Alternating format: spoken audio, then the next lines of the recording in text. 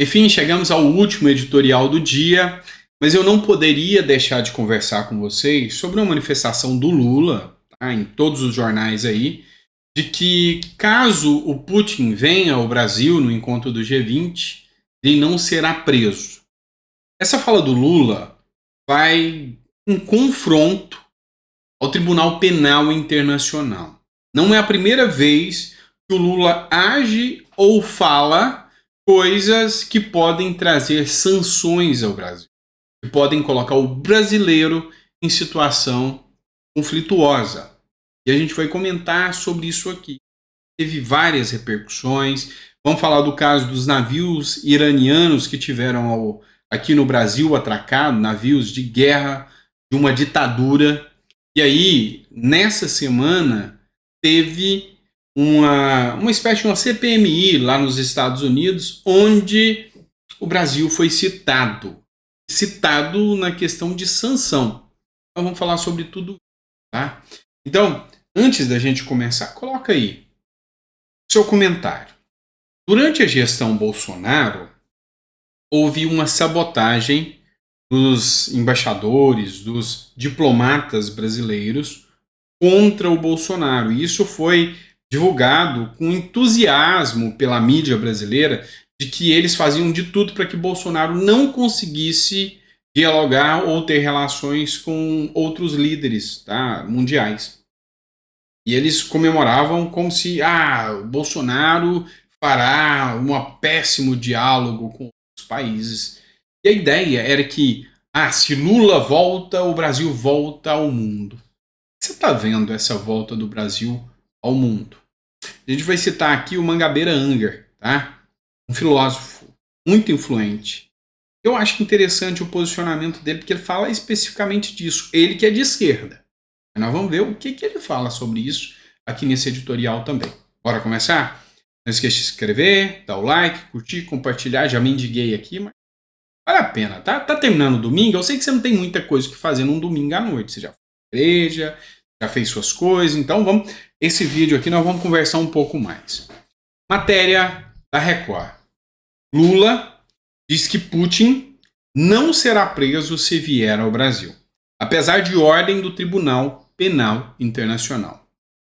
O presidente Luiz Inácio Lula da Silva afirmou nesse sábado que o presidente da Rússia, Vladimir Putin, não vai ser preso caso visite o Brasil. O russo é alvo de um mandato de prisão emitido pelo Tribunal Penal Internacional por crime de guerra cometido na Ucrânia. O Brasil é signatário do estatuto que criou a corte e, portanto, precisa cumprir as ordens pedidas pela instituição. Tem muita gente me perguntando, o Lula vai poder ser preso junto com Putin? Primeiro ponto, você que é defensor do Lula precisa entender o porquê que tem um mandato de prisão contra o Putin. Crimes de guerra. Você sabe que hoje a Rússia é muito criticada por ter invadido a Ucrânia. E teve uma investigação, uma averiguação, onde constatou o seguinte: os russos, sob ordens de Putin, sequestraram os filhos dos ucranianos. Eles vão para a guerra, o local onde eles estão ganhando, estão tendo vitória, eles estão sequestrando as crianças ucranianas, levando para um campo de concentração na Rússia. Algumas há denúncias de que órgãos estão sendo retirados, outras há denúncia de que elas estão sendo utilizadas como escravas, e outras há denúncias de que essas crianças estão sendo utilizadas na própria guerra contra os ucranianos. Estão dando arma para essas crianças, estão pondo elas guerrear. De bala de canhão, bucha de canhão. Muito democrático isso, né?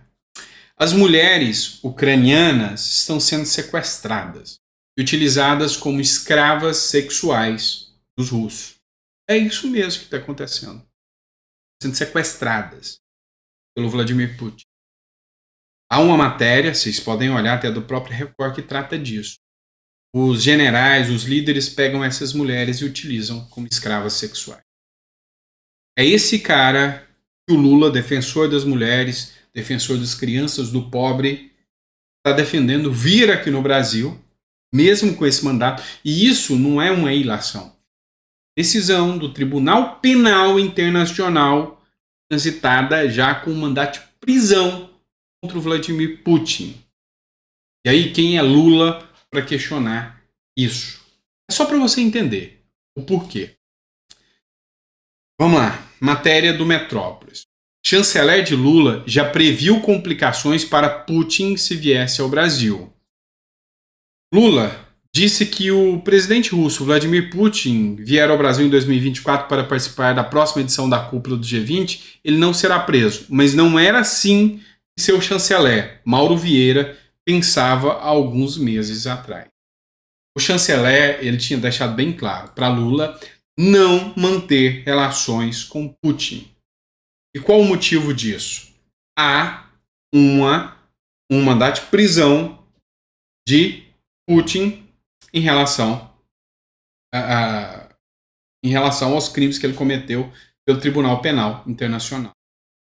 E se Lula descumprir, Lula, que é signatário do Tribunal Penal Internacional, poderá ser punido se ele não efetuar a prisão. Lula declarou que o presidente russo não será preso. Matéria do Poder 360. Quais são as sanções? Olha só. Tem o Tratado de Roma, que trata da inclusão do Brasil no Tribunal Penal Internacional. E o Tribunal Penal Internacional ele foi incorporado aqui pelo Brasil por um decreto, o próprio Lula já está incorporado, do qual o Lula tem que respeitar. E aí, não se tem a previsão. O artigo 87 fala que aquele país que não cumprir ele vai ser sancionado. Vai ser feita uma assembleia que vai determinar a condenação da pessoa que, podendo, não efetuou a prisão. Inclusive, há a possibilidade da determinação de prisão por cumplicidade? Não sei. A lei não é clara quanto a isso. Mas há a possibilidade. Há a possibilidade, mas ela não é clara. Ou seja, a deliberação virá dessa Assembleia que se constitui para aplicar uma sanção ao Lula. Não é a primeira vez que o Lula ele assume um risco para o Brasil para defender os seus camaradas autoritários, ditadores. Olha só, o Bolsonaro, Eduardo Bolsonaro, fez uma publicação, mas foram várias pessoas, inclusive o Leandro Herschel, várias pessoas fizeram uma publicação de um trecho do senador americano que enquadrou o Biden e o Lula quando o Brian Nichols ele foi interrogado no Senado. Eu vou colocar um trecho aqui, está em inglês, mas tem a legenda. Deixa eu ver se eu consigo ampliar aqui. Ó. Acho que aqui vocês vão conseguir ler a legenda. Dá uma olhada. Has the Biden administration sanctioned the Brazilian government? Ele perguntou: há sanções do governo Biden ao governo brasileiro pelo seu autodescrito bom amigo? Led by Joe Biden's self-described good friend, the anti-American leftist Lula. Have you sanctioned the Brazilian government for violating U.S. law and allowing the Iranian ships to dock? Ele perguntou se houve sanção porque o governo brasileiro violou as leis americanas e permitiu que os navios iranianos atracassem no Brasil. I would refer you to OFAC as to whether or not they've made a determination that action violated. You don't know whether you've sanctioned Brazil? I would refer you to OFAC. Aí ele desconversa, fala que não sabe se sancionou o Brasil ou não e que ele deveria perguntar ao OFAC, né? Mas aí o senador americano aqui ele fala, o Brasil com esquerdista extremo brasileiro, Lula, enfim. O Eduardo escreve o seguinte: senador Ted Cruz interroga Brian Nichols, secretário do governo Biden, sobre Lula da Silva ter autorizado receber navios de guerra iranianos sancionados pelos Estados Unidos. Em fevereiro de 2023, logo após retornar de encontro com Biden nos Estados Unidos, navios de guerra iranianos atracaram no Rio de Janeiro, depois do Chile tê-los recusado. Você até poderia pensar que Lula enganou o Biden e só depois do encontro deles é que autorizou a vinda dos navios. Porém, em maio, o secretário adjunto Brian Nichols veio ao Brasil, oportunidade para o governo Biden cobrar uma atitude de Lula, mas nada foi feito. Pelo contrário, Bryan tratou de direitos humanos e seguiu sua agenda como se nada tivesse ocorrido. Quem sabe até fazendo uma conexão com o Irã para aprender um pouco sobre eles, sobre direitos humanos com eles, né? O que criticou aqui o Eduardo Bolsonaro. A direita americana já percebeu um alinhamento do Brasil de Lula com países envolvidos com terrorismo e que desrespeitam o direito das mulheres, gays e minorias. Seria um contrassenso Lula, que diz defender minorias, se associar a esse tipo de país para esperar coerência de socialistas marxistas é ingenuidade. Enfim, aqui o Brasil corre o risco e os senadores norte-americanos estão pedindo que o governo Biden sancione o Brasil.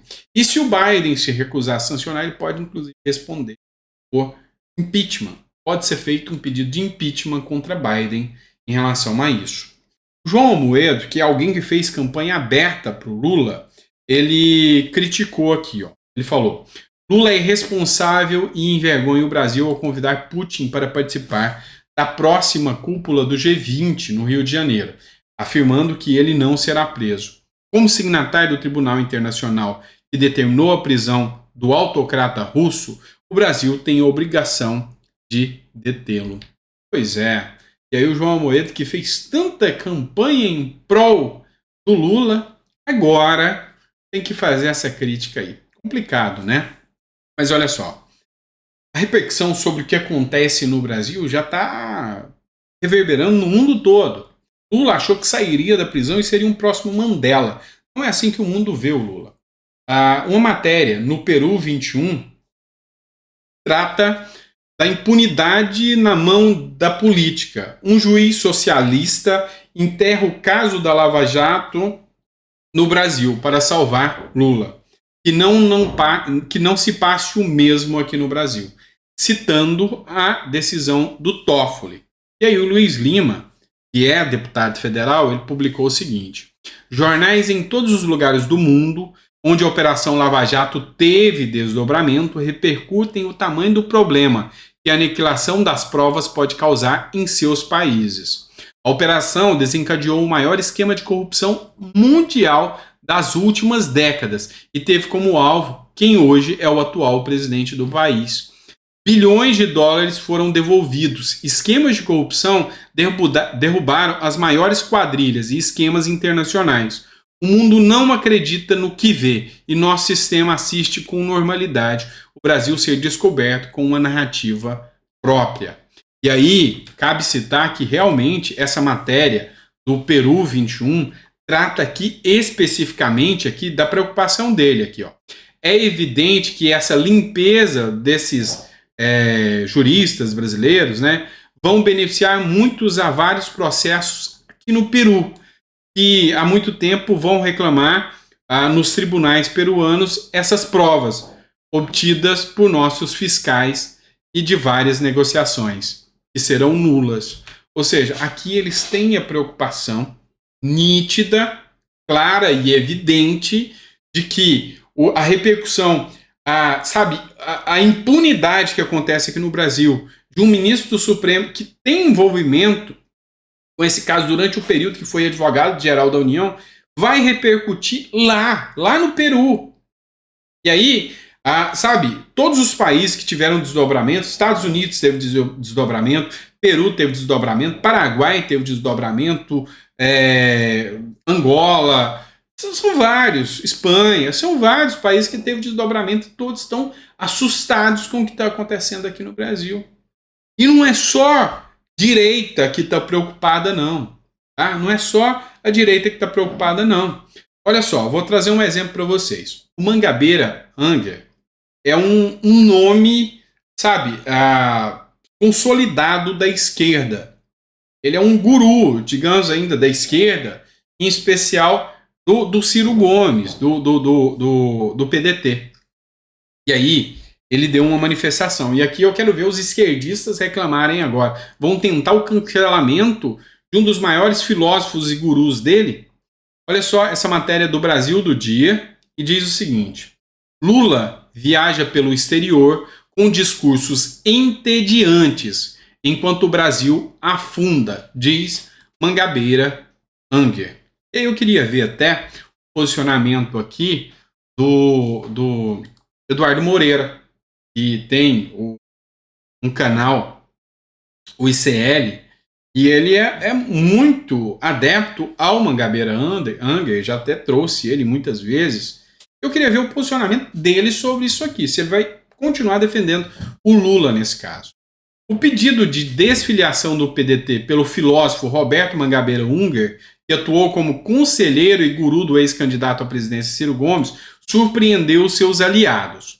Durante uma entrevista concedida ao Estadão, Unger criticou Luiz Inácio Lula da Silva e explicou que sua decisão de desfiliação decorreu de sua discordância com a postura passiva do partido em relação ao governo, especialmente diante das direções tomadas pela gestão petista e da ausência de um projeto claro para o Brasil. Unger tem sido membro do PDT desde o período da redemocratização e desempenhou o papel de conselheiro para Leonel Brizola, fundador do partido e ex-governador, tanto do Rio Grande do Sul quanto do Rio de Janeiro. Além disso, o filósofo exerce a função de professor de Direito na Universidade de Harvard, nos Estados Unidos, e ocupou o cargo de ministro de Assuntos Estratégicos na presidência da República durante o segundo mandato de Luiz Inácio Lula da Silva, em 2007, bem como no mandato de Dilma Rousseff. Eis a questão. Até o pessoal da esquerda, até o pessoal alinhado e ligado à esquerda, vê a tragédia econômica, moral que o Brasil vem andando. O Mangabeira Unger é como se fosse o Olavo de Carvalho da esquerda. E agora, ele é o primeiro a dizer que o Brasil está afundando e o Lula viaja para falar asneira fora do Brasil. E eis a representação de tudo isso. Vamos lá, bora partir para outra matéria aqui, uma matéria mais simples. Guto Zacarias, que é do MBL, ele fez uma crítica aqui, até uma ironia, né? Que tristeza, sobre a página do Choquei, ou seja, é uma página da esquerda que traz muitas desinformações, vamos dizer assim, e ela foi excluída do Instagram. Fico muito triste com essa notícia. O que está acontecendo? As próprias agências de checagem estão fazendo uma análise das fake news que estão sendo espalhadas também pela esquerda. Eles acharam que esse discurso de fake news, essas narrativas, iam alcançar só a direita. Eles espalham e falam que é só a direita. O próprio Lula espalha fake news o tempo todo, como, por exemplo, mentindo que a Dilma foi inocentada. Isso é uma mentira. Tanto que agências de checagem desmentiram isso, o Estadão desmentiu isso. E agora, esse grupo aí, que achava que estava com o caminho aberto para espalhar fake news, começa a sentir o impacto das agências de checagem que agora alcançam eles. E fake news é fake news, seja da direita ou da esquerda, ambas não podem ser divulgadas, né? Com toda certeza, não podem ser espalhadas. Vamos lá. Vou trazer uma matéria aqui para justificar uma outra matéria que eu fiz anteriormente no último editorial. O Eduardo Leite, governador do Rio Grande do Sul, fez uma vaquinha pedindo dinheiro para ajudar o povo do Rio Grande do Sul. E eu falei que, apesar de nobre a causa, o Eduardo Leite figurar nessa vaquinha é imoral. E eu confio, eu reitero ainda o meu posicionamento, apesar de que algumas pessoas criticaram. Por quê? É nítido que o governo brasileiro leva bilhões, trilhões do dinheiro do povo trabalhador. E aí, esse próprio pagador de impostos agora vai ter que ser o responsável em dar mais dinheiro para o Estado, para ele ser responsável por aquela ineficiência do tanto dinheiro que ele toma da gente mesmo. Eu vou trazer um exemplo aqui para vocês, essa matéria do ranking dos... Este é o Brasil que eu quero que vocês entendam. O Brasil gasta mais dinheiro em propaganda política do que em saneamento básico. Nos últimos 7 anos, o governo federal investiu 6 bilhões em projetos de saneamento básico. O mesmo valor gasto só em 2022 com fundão eleitoral partidário. E aí agora tem um projeto de lei querendo aumentar ainda mais o fundo eleitoral. E aí você não quer que eu me revolte. Tá de sacanagem, tá de brincadeira com a minha cara. E aqui, olha só, tô falando de 2022, 6 bilhões de reais em 2022. De quem era a gestão? Só você pensar um pouco. 6 bilhões de reais em 2022. E aí, nos últimos 7 anos, que alcança quem? Alcança desde a senhora Dilma, Temer, Bolsonaro e agora o Lula. Não foi gasto isso com saneamento básico. E agora vocês falam que nós, brasileiros, temos que fazer doação. Você quer doar? Faça pela iniciativa privada. Alguém que se organiza, que estrutura. Mas o Estado fazendo isso, alguém do Estado fazendo isso, é um tapa na cara da sociedade. Vocês me desculpem, mas é um verdadeiro tapa na cara. É imoral o que o Eduardo Leite está fazendo. Vocês me desculpem. Vamos lá. Procuradoria-Geral da República pretende contestar decisão monocrática de Dias Toffoli. Não acredito nisso, nessa matéria, tá? Deixando bem claro para vocês, até porque o próprio Procurador-Geral da República falou mal da Lava Jato de forma imoral, falando que a Lava Jato deixa um legado de destruição.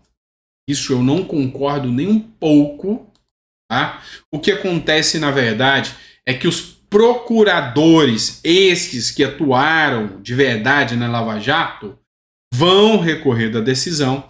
A Associação Nacional dos Procuradores da República vão recorrer da decisão. Para quem? Para o próprio STF. Para quê?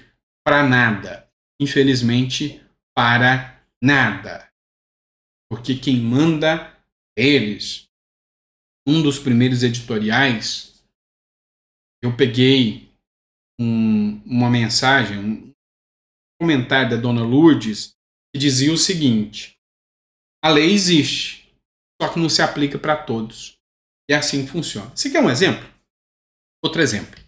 Ricardo Salles foi hostilizado. Essa matéria aqui é do Terra Brasil Notícias. Lembra quando aconteceu a hostilização contra o Alexandre de Moraes? Pois é. Aqui contra um deputado federal pode. Por quê? Porque ele é de direita. E aí, deputado Salles, tudo bem? Passou a boiada, agora veio comprar orgânico? Comprar orgânico? Legal, legal. O cara come orgânico, mas quer enfiar agrotóxico no rabo do povo. Vai embora. É.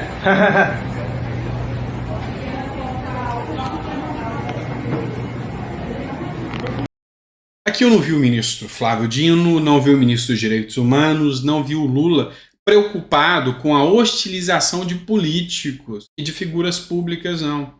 Só acontece quando é da turma deles. Só acontece quando é com a galera deles. Tá? Aí sim. Mas quando é com a oposição, com os inimigos políticos, podem até partir para cima, tá tudo bem.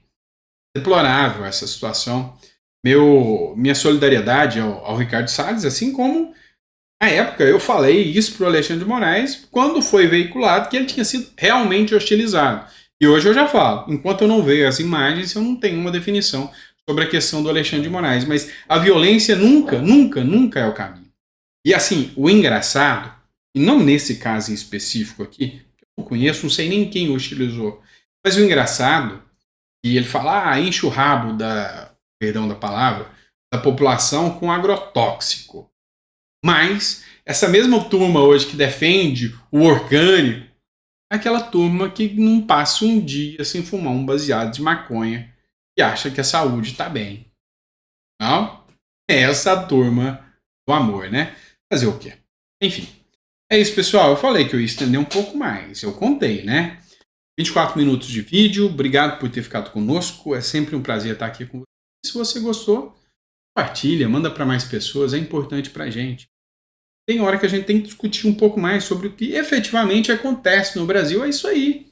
Escancar a verdade. Tá? Esse é o governo do amor que você imaginava que ia estar aqui para te defender. Um governo que, sabe, traz navios iranianos, que afaga ditaduras, que persegue homossexuais, que persegue negros, que persegue mulheres. E ainda diz que é um defensor dessas classes? Que brincadeira, né? Enfim, vamos fazer o quê, né? É o Brasil. Grande abraço, pessoal. Fiquem com Deus e até o próximo editorial.